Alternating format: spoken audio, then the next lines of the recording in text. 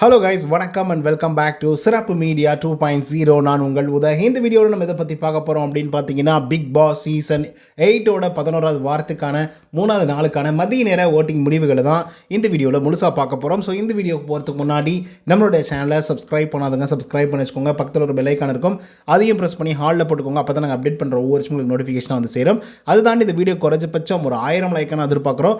So லைக்கை போடுங்க, video பாருங்கள். வாங்க இந்த வீடியோக்குள்ளே வந்து போகலாம். நம்பர் 1 பொசிஷனில் the one and only Muthukumaran அவர்கள் தான் வந்து இருந்துட்டு இருக்காரு. அவர் வாங்கிய ஓட்டுகள் எண்ணிக்கை அப்படின்னு சொல்லி பார்க்கும்போது 1,335 ஓட்டுகள் ஆகும். பர்சன்டேஜ் வைஸ் அப்படின்னு சொல்லி பார்க்கும்போது 25.12% இருந்துட்டு இருக்காரு நம்மளுடைய முத்துக்குமரன் அவர்கள். இந்த வாரத்தோட தொடக்கத்தில் கிட்டத்தட்ட 30% ஆரம்பித்த முத்துக்குமரன் அவர்கள் அப்படியே படிப்படியாக குறைஞ்சி இப்போ 25% வந்து பார்த்தீங்கன்னா வந்திருக்காரு. 2 நாட்கள் தான் 1 லட்சம் வாக்குகளை வந்து கடந்து மாசு காமிச்சிட்டு இருக்காப்புல நம்மளுடைய முத்துக்குமரன் அவர்கள். 2வது பொசிஷனில் த அன்எக்ஸ்பெக்டட்லி ராணவ் அவர்கள் வந்து இருந்துட்டு இருக்காரு. அவர் வாங்கிய ஓட்டுகளோட எண்ணிக்கை அப்படின்னு சொல்லி பார்க்கும்போது 58,878 ஓட்டுகள் ஆகும்.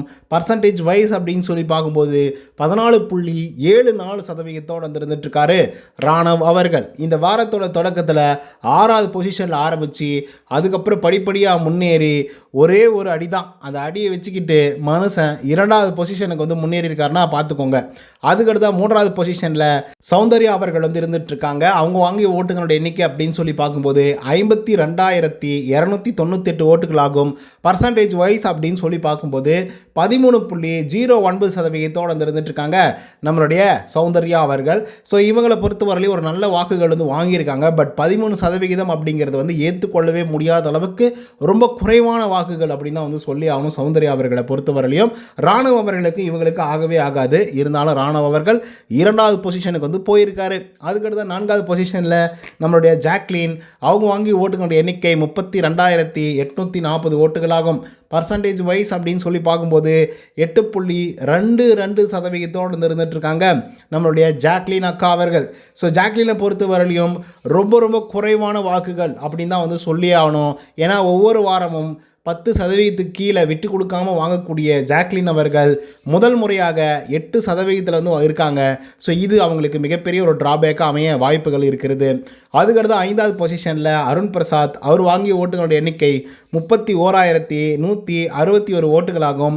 பர்சன்டேஜ் வைஸ் அப்படின்னு சொல்லி பார்க்கும்போது 7.8% வந்து இருந்துட்டுருக்காரு நம்மளுடைய அருண் பிரசாத் அவர்கள். ஸோ இவருக்கு வந்து யானைக்கும் வலிக்காமல் பூனைக்கும் வலிக்காமல் தான் எப்படி ஓட்டுகள் வாங்குவது என்று இவர் மட்டும் பார்த்தீங்க அப்படின்னா அழகாக தனியாக ஒரு பர்ஃபார்மன்ஸ் வந்து பண்ணிகிட்ருக்காரு. ஓட்டிங்ஸை பொறுத்த வரலையும் பரவாயில்ல, ஓரளவுக்கு நல்ல வாக்குகள் வாங்கியிருக்காரு. அதுக்கடுத்தா 6th பொசிஷனில் நம்மளுடைய பவித்ரா அவங்க வாங்கிய ஓட்டுகளோட எண்ணிக்கை அப்படின்னு சொல்லி பார்க்கும்போது 24,609 ஓட்டுகள் ஆகும். பர்சன்டேஜ் வைஸ் அப்படின்னு சொல்லி பார்க்கும்போது 6.16% வந்து இருந்துட்டுருக்காரு நம்மளுடைய பவித்ரா ஜனனி அவர்கள். ஸோ இவங்களை பொறுத்த வரலையும் கடந்த வாரங்களில் நம்பர் 1 பொசிஷனில் இருந்தது மட்டும் இல்லாமல் 1.5 லட்சம் வாக்குகளை வந்து கடந்திருந்தாங்க. ஸோ அப்படி பார்க்கும்போது பட்டையை கிளப்புவாங்க அப்படின்னு சொல்லி பார்த்தா திடீர்னு பார்த்தா 6வது பொசிஷனில் இருக்காங்க. அதுக்கடுத்த 7வது பொசிஷனில் தீபக் அவர்கள் அவர் வாங்கிய ஓட்டுகளோட எண்ணிக்கை 24,471 ஓட்டுகளாகும்.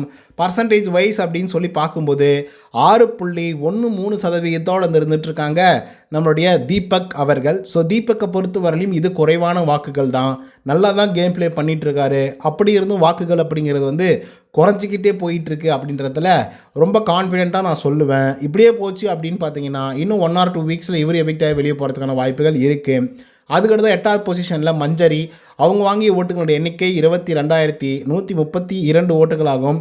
பர்சன்டேஜ் வைஸ் அப்படின்னு சொல்லி பார்க்கும்போது 5.54% வந்து இருந்துட்டு இருக்காங்க நம்மளுடைய மஞ்சரி மேடம் அவர்கள். ஸோ இவங்களை பொறுத்த வரையிலும் இன்னும் கூட நிறைய வாக்குகள் வந்து வந்திருக்கலாம். பட் அவ்வளோ வாக்குகள் வந்து மக்கள் வந்து செலுத்த மாட்டேங்கிறாங்க. ஏன்னா மஞ்சரியை நிறைய பேருக்கு வந்து பிடிக்காது. ஏன்னா அவங்க வந்து பயங்கர அடம்ட்டாக பேசுவாங்க, ரொம்ப ரூடாக பேசுவாங்க, ரொம்ப அதிகமாக பேசுவாங்க அப்படிங்கிற மாதிரி வந்து இருக்கும். ஸோ அதனால் கூட வாக்குகள் அப்படிங்கிறது வந்து குறைஞ்சிருக்கு. அதுக்கடுத்து 9வது பொசிஷனில் ரயான் அவர் வாங்கிய ஓட்டுகளுடைய எண்ணிக்கை 20,590 ஓட்டுகளாகும். பர்சன்டேஜ் வைஸ் அப்படின்னு சொல்லி பார்க்கும்போது 5.15% வந்து இருந்துட்டு இருக்காரு நம்மளுடைய ரயான் அவர்கள். ஸோ இவர் அடித்து தும்சம் பண்ணிட்டு இருக்காரு. இன்றைக்கான கேம் பிளேவில் நீங்கள் வேணா போய் எபிசோட் பாருங்கள். கிட்டத்தட்ட குறைஞ்சபட்சம் ஒரு 10 நிமிஷமாவது ஹோல்டு பண்ணுவாருன்னு நினைக்கிறேன் இந்த எபிசோடை பொறுத்தவரை மட்டும். ஸோ அந்தளவுக்கு கண்டென்ட் கொடுக்கணும் அப்படின்னு சொல்லி ட்ரை பண்ணிட்டு இருக்காரு. கொடுக்கணும் அப்படின்றதெல்லாம் இல்லை, அவரோட நேச்சர் ஆஃப் கேமை வந்து விளையாடிட்டு இருக்காரு. அது நல்லாவும் இருக்குது, அட்டகாசமாகவும் இருக்குது, கொஞ்சம் நேர்மையாகவும் விளையாடுறாரு. ஸோ அதுக்கு வந்து மிகப்பெரிய ஒரு ஹேட்ஸ் ஆஃப் வந்து பண்ணி ஆகணும். அதுக்கடுத்து 10வது பொசிஷனில் அன்ஷிதா. அவங்க வாங்கிய ஓட்டுகளுடைய எண்ணிக்கை 20,581 ஓட்டுகளாகும். பர்சன்டேஜ் வைஸ் அப்படின்னு சொல்லி பார்க்கும்போது 5.15% வந்துட்டு இருக்காங்க அன்ஷிதா அவர்கள். ஸோ ரயான் அவர்களுக்கு நேர்மையாக கேம் பிளே பண்ணிட்டு இருக்காரு அப்படின்னு நான் சொன்னேன் இல்லையா, அதுக்கு ஆப்போசிட்டாக வேணால் அன்ஷிதா அவர்களை வந்து சொல்லலாம். ஏன்னா இன்றைக்கி அந்த மாதிரி சம்பவங்கள் வந்து பண்ணியிருக்காங்க. அது என்ன அப்படிங்கிறத கொஞ்சம் லேட்டராக வந்து டிஸ்கஸ் பண்ணலாம். பட் எனிஹவ் அன்ஷிதாவை வந்து மக்களுக்கு வந்து பெரும்பாலும் பிடிக்கவில்லை அப்படின்றது தான் உண்மையும் கூட. அதனால தான் கடைசி 2வது பொசிஷனில் வந்து இருக்காங்க. அதுக்கடுத்து 11வது பொசிஷனில் நம்முடைய ரஞ்சித். அவங்க வாங்கிய ஓட்டுகளோட எண்ணிக்கை 11,598 ஓட்டுகளாகும். பர்சன்டேஜ் வைஸ் அப்படின்னு சொல்லி பார்க்கும்போது 2.9% இருந்துட்டு இருக்கார் நம்முடைய ரஞ்சித் அவர்கள். லாஸ்ட் வீக்கில் அவ்வளோ பாடம் நடத்தியும் அவ்வளோ அட்வைஸ் பண்ணியும் ரஞ்சித் கிட்ட இருந்து பெருசாக எதுவுமே வரல. ஸோ அதன் காரணமாக ஓட்டிங்ஸும் இன்க்ரீஸ் ஆகலை. இருந்த ஓட்டிங்ஸில் பாதிக்கு பாதி தான் வந்து பார்த்திங்க அப்படின்னா இப்போதைக்கு வந்து விழுந்துட்டுருக்கு. அதுக்கு சிறந்த எடுத்துக்காட்டு சொல்லணும் அப்படின்னு பார்த்தீங்கன்னா 6%, 6.5% வாங்கக்கூடிய ரஞ்சித் அவர்கள் இந்த வாரம் 3% கூட வந்து தாண்டவே இல்லை. ஸோ அதனால் இப்படியே போச்சு அப்படின்னா கண்டிப்பாக இந்த வாரத்தோட எவிக்ஷனில் ரஞ்சித் அவர்கள் வந்து இருப்பாங்க அப்படிங்கிறதுல மாற்று கருத்தே இல்லை. அப்படியே அவர் வந்து எவிக்டாக வெளியே போனாலையும் பெருசாக வீட்டுக்குள்ளே எந்த விதமான இம்பேக்டும் வந்து நடக்க போகிறதில்ல அப்படிங்கிறது தான் உண்மையும் கூட. ஏன்னா அந்த மாதிரி சில சம்பவங்களை தான் வந்து பார்த்திங்க அப்படின்னா ரஞ்சித் அவர்கள் வந்து பண்ணிகிட்ருக்காங்க. ஸோ அதனால் பெருசாக எதுவுமே பண்ணாத காரணத்தினால அவங்க எவிக்ட் ஆனால் கூட எந்த பிரச்சனையும் வரப்போகிறதில்ல. ஸோ ரயானை பற்றி நான் சொல்லணும்னு சொன்னேன் இல்லையா, ரயான் அவர்களுடைய கேம் பிளே அப்படிங்கிறது வந்து சூப்பராக வந்து இருக்குது அப்படின்னு தான் வந்து சொல்லி ஆகணும். அது தாண்டி நேர்மையாக விளையாடணும் அப்படிங்கிறது ரொம்ப ரொம்ப உன்னிப்பாக விளையாடிட்டு இருக்காரு அப்படின்னு வந்து சொல்லி ஆகணும். மண்டைக்குள்ளே எப்பயுமே ஒரு கேம் பிளே வந்துடுச்சு அப்படின்னா நேர்மையாக விளையாடலாம் அப்படிங்கிறத மனசுக்குள்ளே வச்சிட்ருக்காருங்க. கண்டிப்பாக நான் சொல்கிறேன்.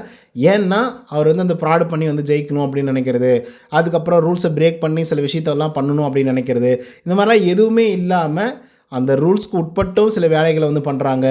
அதே மாதிரி அவர் நேர்மையாகவும் கேம் பிளே பண்ணுறாப்புல. ஸோ அதனால் வந்து பார்த்திங்க அப்படின்னா கண்டிப்பாக ரயான் அவர்கள் வந்து சூப்பரான ஒரு பர்ஃபார்மராக வரணும். ஆனால் மக்கள் வந்து தேர்ந்தெடுக்க மாட்டாங்க. நல்ல பிளேயர்ஸை எப்போயுமே கைவிட்டுருவாங்க. நல்லா இல்லாத பிளேயர்ஸ் எல்லாம் தூக்கிட்டு மேலே வச்சுக்கிட்டு ஜாலியாக ஜம்முன்னு வந்து ஆட்டம் போடுவாங்க. கேட்டால் நாங்கள்லாம் வந்து இப்படி தான் அப்படி தான் வந்து சொல்லுவாங்கன்னு வச்சுக்கோங்க. இது ஒரு பக்கம் வந்து வச்சுக்கலாம். இன்னொரு பக்கம் அன்ஷிதா. ஸோ அன்ஷிதா வந்து நேர்மையான கேம் பிளே அப்படிங்கிறத வந்து நிறைய இடங்களில் வந்து மறந்துடுறாங்களோ அப்படிங்கிற மாதிரி வந்து நான் நினைக்கிறேன்.